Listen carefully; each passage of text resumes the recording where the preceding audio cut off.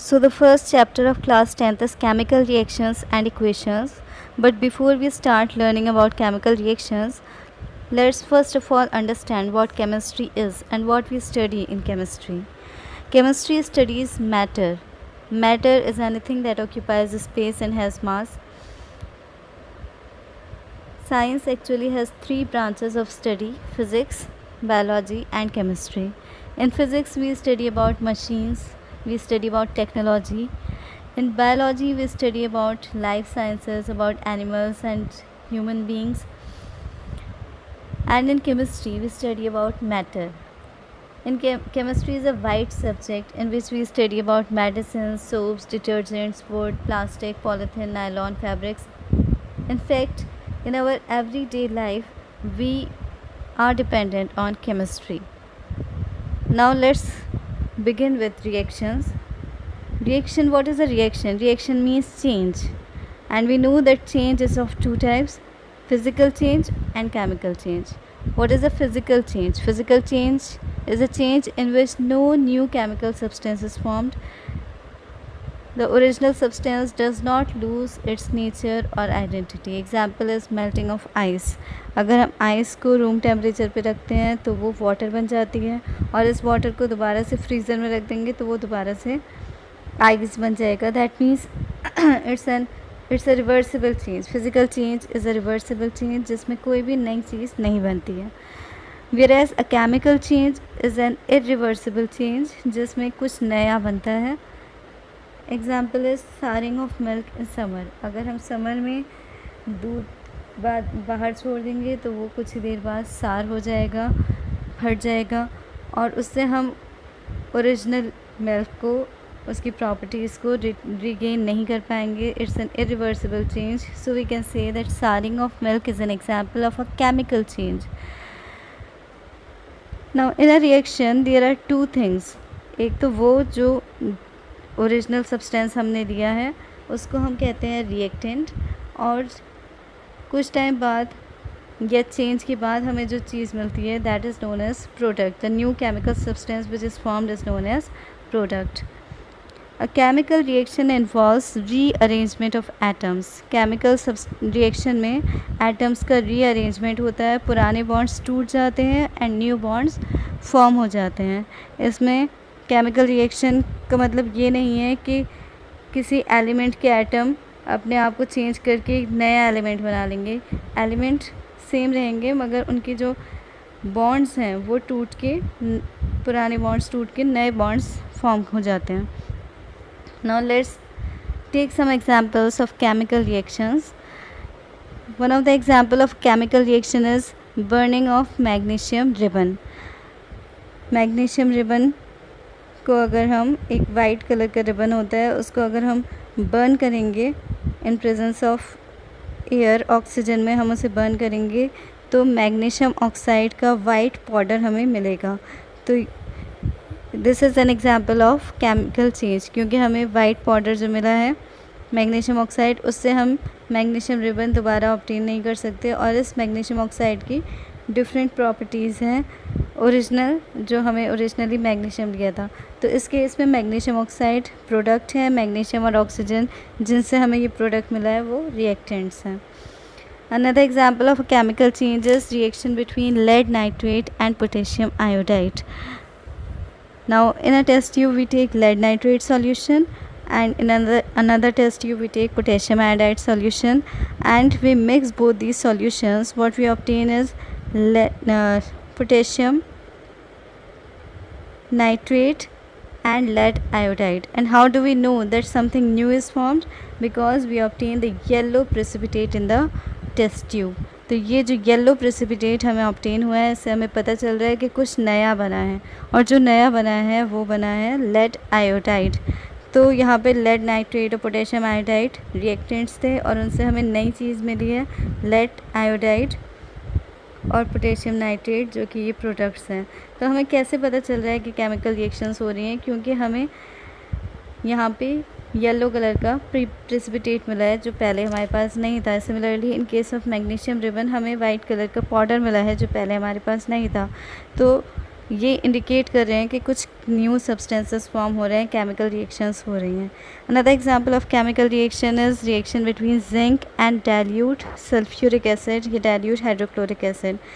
So in a conical flask we have taken pieces of granulated zinc और उसके अंदर हम डाइल्यूट सल्फ्यूरिक एसिड ऐड करेंगे तो गैस इवॉल्व होगी, एफरवेसेंस के साथ गैस इवॉल्व होगी। कैसे हमें पता चल रहा है कि गैस इवॉल्व होगी? क्योंकि अगर हम फ्लास्क को फ्लास्क के माउथ पर एक ट्यूब फिट कर देंगे और उसके ऊपर एक लाइटेड कैंडल लेकर आएंगे तो गैस बर्न करेगी एक पॉप साउंड के साथ। तो हाइड्रोजन गैस हमेशा एक पॉप साउंड के साथ बर्न करती है, इससे हमें पता चलेगा कि हाइड्रोजन गैस इवॉल्व हुई है। Now what are the characteristics of a chemical change? कैसे पता चलता है कि केमिकल रिएक्शन हो रही है, केमिकल चेंज हो रहा है? केमिकल चेंज को हम ईजिली ऑब्जर्व कर सकते हैं। अगर हमारे सामने केमिकल रिएक्शन हो रही है तो हम उसको पहचान सकते हैं कि कहाँ पे केमिकल रिएक्शन हो रही है। बहुत सारे इंडिकेशंस होते हैं केमिकल रिएक्शन के। First indication is formation of a precipitate. अगर हम दो रिएक्टेंट्स को मिक्स कर रहे हैं और हमें प्रेसिपिटेट ऑब्टेन हो रहा है प्रोडक्ट में, तो इसका मतलब है कि केमिकल रिएक्शन हुई है दोनों रिएक्टेंट्स के बीच में और कुछ नया सब्सटेंस फॉर्म हुआ है जो पहले अवेलेबल नहीं था। तो इससे क्लियर होता है कि केमिकल रिएक्शन हो रही है। फॉर एग्जांपल, अगर हम सोडियम क्लोराइड सॉल्यूशन में सिल्वर नाइट्रेट सॉल्यूशन मिक्स करेंगे तो हमें सोडियम नाइट्रेट मिलेगा जो सॉल्यूशन में रहेगा और साथ ही प्रेसिपिटेट मिलेगा और ये प्रेसिपिटेट होगा सिल्वर क्लोराइड का। और सोडियम सल्फेट के अंदर अगर हम बेरियम क्लोराइड डालेंगे, another example of a chemical reaction, sodium sulphate और बेरियम क्लोराइड को मिक्स करने पर अगेन प्रेसिपिटेट ऑब्टेन होगा और ये प्रेसिपिटेट होगा बेरियम सल्फेट का। तो फॉर्मेशन ऑफ प्रेसिपिटेट हमें शो कर रहा है कि कुछ new chemical compound is form, that means a chemical change, chemical reaction has taken place.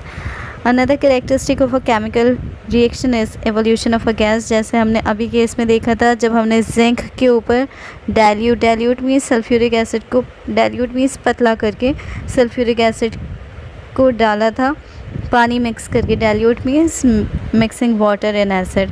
तो डाइल्यूटेड सल्फ्यूरिक एसिड को जब हमने जिंक के ऊपर डाला था तो हमें हाइड्रोजन गैस इवॉल्व हुई थी। इससे पता चला कि केमिकल रिएक्शन है। तो another characteristic of a chemical reaction is evolution of a gas evolve होगी। Another example of a chemical reaction जिसमें गैस इवॉल्व होती है जब कैल्शियम कार्बोनेट को हम हीट करते हैं डाइल्यूट हाइड्रोक्लोरिक एसिड के साथ, then again carbon dioxide gas evolve होती है। कैसे पता चलता है कि calcium carbon dioxide gas evolve होती है? Because it turns lime water milky. Then change in colour change हो जाता है। फॉर एग्जांपल रस्ट मीन्स जंग लगना। जैसे आयरन ऑब्जेक्ट्स को जब रस्टिंग हो जाती है मॉइस्चर और हीट की प्रेजेंस में जब रस्ट हो जाते हैं तो उनका कलर चेंज हो जाता है, जिससे हम ओरिजिनल कलर दोबारा रीगेन नहीं हो सकता। Then rust is an example of a chemical change because in this colour changes to brown. Then change in state. Example of change in state is burning of candle. Candle is solid और जब हम उसको burn करते हैं तो candle क्या हो जाता है? कैंडल वैनिश हो जाती है और हमें जो मिलता है वो है वाटर वेपर और carbon dioxide, that means gases मिलती हैं। तो स्टेट चेंज हो गई, सॉलिड से गैस ऑब्टेन हो गई। Then change in temperature change होता है केमिकल रिएक्शंस में। इट मीन्स कि अगर हम दो रिएक्टेंट्स को मिक्स कर रहे हैं तो या तो टेम्परेचर वो एब्जॉर्ब कर लेंगी, हीट सराउंडिंग से एब्जॉर्ब करेंगी या फिर सराउंडिंग्स में हीट इवॉल्व करेंगी।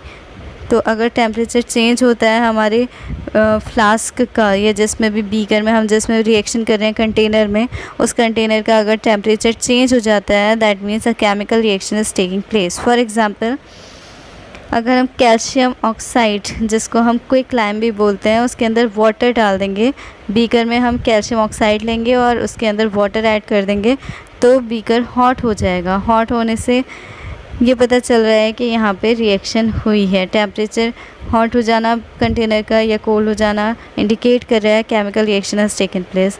तो यहाँ पे हॉट हो गया है क्योंकि कैल्शियम हाइड्रोक्साइड का फॉर्मेशन हुआ है और यहाँ पे ये हीट को इवॉल्व करा है।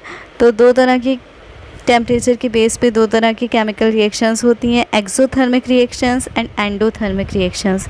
एक्सो मीन्स जो हीट को बाहर इवॉल्व करें, बाहर छोड़ें, और एंडो मीन्स जो हीट को एब्जॉर्ब करें। तो क्विकलाइम का वाटर के साथ reaction to form calcium hydroxide is an example of an exothermic reaction, क्योंकि यहाँ पे हीट बहुत ज़्यादा प्रोड्यूस होगी, हीट बहुत ज़्यादा बाहर निकलेगी।